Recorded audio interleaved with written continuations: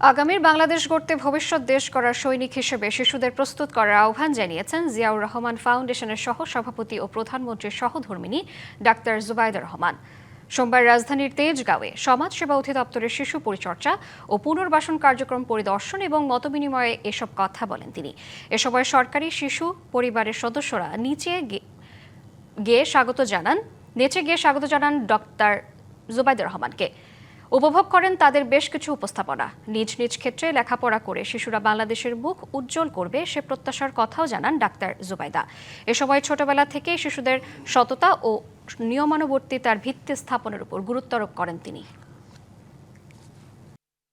শিশুরাই জাতির ভবিষ্যৎ, তোমরা জাতির ভবিষ্যৎ, তোমরাই আগামীর বাংলাদেশ এবং তোমরা আগামীর দেশ গড়ার মহান সৈনিক। ইনশাআল্লাহ তোমরা প্রত্যেকে নিজ নিজ ক্ষেত্রে অনেক লেখাপড়া করে দেশের মুখ উজ্জ্বল করবে, পৃথিবীর বুকে বাংলাদেশকে উজ্জ্বল করবে।